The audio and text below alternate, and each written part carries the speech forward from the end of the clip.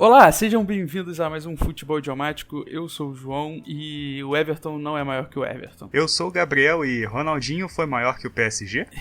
Eu acho que o Ronaldinho é maior que o PSG, ainda. Mas dá pro PSG ser maior do que o Ronaldinho. Eu acho bem possível. Basta querer. Mas enfim, estamos aqui para a segunda parte da nossa lista sobre jogadores que são maiores do que os seus respectivos clubes. E dando sequência aqui então à nossa lista, vamos falar então do Depay, certo? Correto. O garoto é muito bom, joga no Lyon. Não é de hoje que ele joga muito bem. Eu sei que as pessoas acabaram percebendo que ele é muito bom tem pouco tempo. Acho que foi ano passado que descobriram que ele é muito bom. De repente por causa da campanha do Lyon na Champions. Mas o Depay ele já é bom tem muito tempo. Eu sei disso porque ele já fez muitos gols contra o PSG. Que ele é muito bom chegando pela ponta esquerda. Ele vai pra entrada da área com a bola e chuta colocado muito bem. E ele é bem rápido, bem habilidoso. Ele é um cara muito bom do Lyon. Poderia facilmente estar em outros times, mas ele acabou indo pro Lyon. Você lembra mais ou menos como é que foi a trajetória dele, João? Lembro, e inclusive até discordo um pouco de que ele foi só descoberto agora. Na época que ele foi pro Manchester United, ele já era uma promessa muito grande. E por isso que quando ele fracassou lá, eu acho que levou a ele estar em times de não tão grande porte nesse momento. Porque esperava muito dele no United e ele não conseguiu fazer. Acho que foram uma temporada e meia, talvez, com o Manchester. E assim, eu gosto muito do estilo de jogo dele.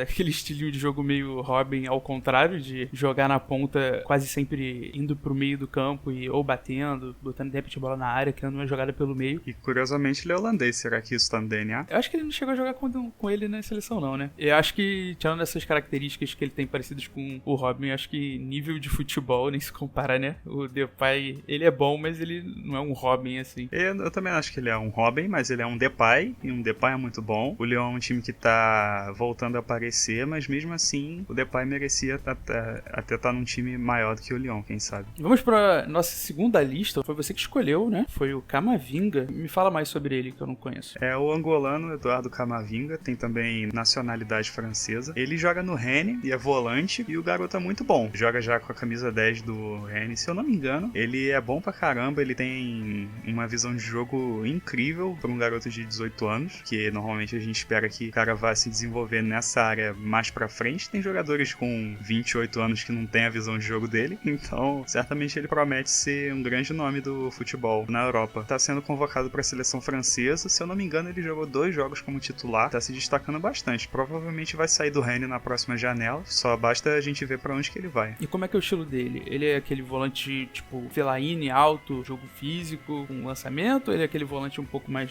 rápido e que consegue construir jogo? Como é que ele é? Ele é alto, só que ele não é tão forte assim. O lance dele é o passe, que é muito bom, e ele tem muita noção de como começar a jogada. Ele é muito bom em fazer isso. Ele não é de sair dando trombada nos outros, não é essa a característica dele, mas ele, quando tem que defender, ele faz o papel dele, mas na hora de atacar, ele é excelente. Seguindo aqui a nossa lista, o Onaná, grande goleiro do Ajax, André Onaná, tá no Ajax já tem um bom tempo. Ele entrou no Ajax foi quando ele saiu da categoria de base do Barcelona em 2015, ele foi jogar no segundo time do Ajax e depois ele foi pro time profissional, tá lá desde 2016. Ele é de Camarões e um excelente goleiro. Ele poderia facilmente, e tem só 24 anos, isso que é interessante. Ele já tá também cotado como um dos goleiros mais valiosos do mundo. Eu acho interessante que ele tá no Ajax até hoje, porque ele facilmente poderia jogar em outros times. Por exemplo, se ele fosse pro Borussia, eu acho que você ia gostar muito mais dele do que o do atual goleiro do Borussia. Eu tenho certeza que ele seria um excelente goleiro no lugar do Burke. Mas por ser o Burke. Você implica muito com o Burke, João. Acho que o Burke, inclusive, é um cara que poderia estar em times melhores. Acho que ele poderia jogar no Barcelona, não duvido. Eu também acho que ele poderia estar em qualquer time, menos no Borussia.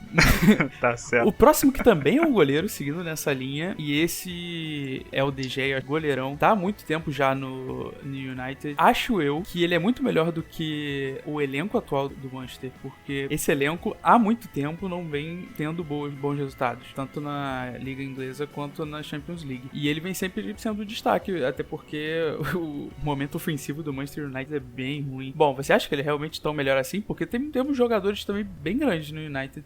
Com certeza. O De Gea, ele é muito bom. Eu acho interessante que ele tá lá há 10 anos já. Não sei se você sabe disso, mas ele entrou no United em 2011. Tá lá há 10 anos. Ele é muito bom, ele já se destacou demais, já foi, assim, considerado um super goleiro e tal. Só que eu fico meio confuso em relação a ele, porque às vezes eu eu olho e penso, caramba, cara, o De Gea é muito bom. Teve uma época que o contrato dele tava acabando com o United, eu falei, assina com o PSG, mas não assinou. Não tem problema. Eu acho muito interessante porque a seleção da Espanha tinha o Iker Casillas no gol, e a gente sempre ficava pensando, quem é que vai substituir ele? Eu acho que eles tendo o De Gea, eles não perdem nada. Eu acho ele no nível do Casillas assim, talvez pra mais, em questão de potencial, não do que ele faz ou já fez, e eu não duvido que um dia ele seja assim reconhecido de forma parecida com o reconhecimento do Casillas, apesar que isso é bem difícil, né? Mas eu acho que ele tem potencial pra isso. Mas eu acho que pra que isso aconteça, ele precisa não estar no United, né?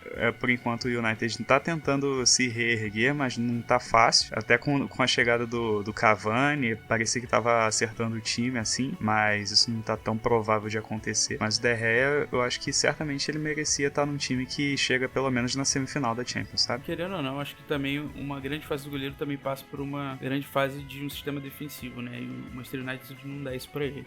E vamos pro último, então? Vamos pro último. Vamos fechar aqui a nossa lista com o que pra mim foi, na verdade, o último que a gente chegou a pensar pra completar essa lista e o que mais incorpora o sentido dessa lista, que é o Kevin De Bruyne. Posso fazer um momento futebol idiomático? Por favor, eu vou até botar uma vinhetinha agora, nesse momento. Tá bom. Tá gravando? Bom, eu sou o João do Futuro e se você tá ouvindo isso é porque provavelmente eu não tive tempo de fazer a vinhetinha para o nosso momento idiomático, mas é isso, vou ficar devendo dessa vez, mas no próximo programa eu trago. Valeu! Menino Kevin, ele nasceu na cidade de Drongen, eu não sei como é que é a pronúncia exatamente, porque essa é uma cidade que fica na região da Bélgica da Flandres Oriental. Isso significa que ele é de uma cidade que fala o flamenco, que é um idioma que é muito parecido com o holandês. Inclusive a Bélgica é um país muito interessante, porque eles têm 3 idiomas oficiais. Tem o francês, o flamenco, que é praticamente holandês, e tem também o alemão. E o menino Kevin, ele é dessa cidade, que fica na região do Flandres. Então, essa é a língua natal dele. Então, se a gente fosse pensar em como a gente pronuncia o sobrenome dele de acordo com o lugar que ele vem, seria De Bruyne. Eu sei disso porque eu pesquisei na internet, tá? Não é porque eu sei falar esse idioma. Eu achei interessante ter uma noção disso porque a Bélgica é um lugar muito interessante mesmo. Até eu estudei um pouco sobre isso. Às vezes, você poderia até falar mais, né, João? Que isso você já provavelmente estudou mais do que eu. Só que o sentimento de pertencer a uma nação na Bélgica é uma coisa meio complexa, né? Uma coisa meio confusa. Porque eles são um país com 3 idiomas oficiais e às vezes uma pessoa que tá em um lugar e uma pessoa que tá no outro, eles falam idiomas diferentes e eles precisam recorrer ao inglês pra falar entre si. É uma coisa um pouco diferente da nossa realidade aqui.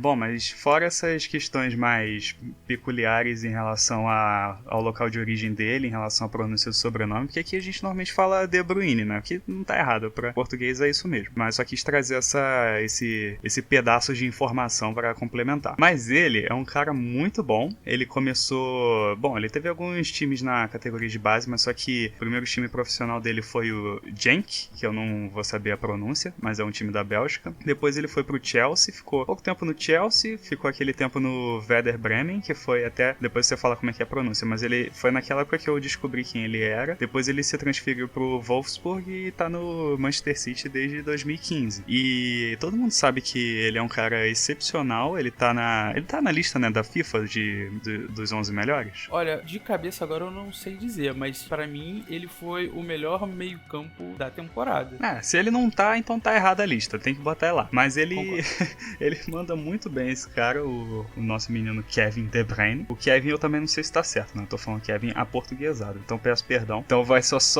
só metade do nome com a pronúncia correta, a outra metade fica ruim, mas é isso aí. E a gente conheceu ele muito também na Copa do Mundo, né? Porque na Copa do Mundo, quem era do Brasil e não conhecia ele, passou a conhecer com certeza. Quando foi na Copa que a Bélgica enfrentou o Brasil e que o Brasil perdeu por 2-1, teve uma grande participação dele junto do Lukaku, mas enfim, isso é em relação ao passado. Vamos falar do presente, que ele foi praticamente o maestro do meio-campo do City, né, nessa temporada. Se você for parar para reparar em como joga o Manchester City, para mim o De Bruyne é com certeza a engrenagem que faz esse sistema rodar. Ele tem um estilo de jogo que tanto serve para buscar a bola como se fosse um segundo volante e organizar lá de trás quando o outro time consegue impor uma pressão no campo de defesa do Manchester City. Ao mesmo tempo em que, se o jogo tá mais equilibrado ou mais ofensivo pro Manchester City, ele consegue fazer aquele meio campo atacante, que consegue jogar naquela meia luazinha da entrada da área adversária, fazer muitos toques de primeira, conseguir abrir o jogo, passes verticais, a bola consegue quebrar a linha de defesa e os jogadores conseguem sair em posições mais claras, né, em posições mais favoráveis pro ataque. Então eu acho que ele é um jogador extremamente completo. A minha opinião é que ele é o melhor meio campo que a gente vem tendo em alguns anos. Eu acho que ele é o melhor que nós temos e ele é muito novo, né, cara? Eu conheci ele na Copa, na verdade, de 2014. A jovem seleção belga, né, a promessa belga, em 2014 já vinha se falado muito, não se cumpriu em 2014. Em 2018 eles derrotaram a seleção brasileira, que é um grande feito para a seleção da Bélgica. Ele, para mim, vem sendo nos últimos 2 ou 3 anos o melhor meio campo que a gente tem. O melhor meio campo que a gente tem na Europa e provavelmente no mundo. Então, pessoal, essa foi a segunda parte da nossa lista de jogadores que são maiores, melhores que seus clubes. Não maiores, né? Mas diria que melhores do que seus clubes, do que os elencos atuais. Se vocês concordaram com a lista, diz aí pra gente. Mas principalmente se vocês discordaram, diz aí pra gente nos comentários. Certamente a gente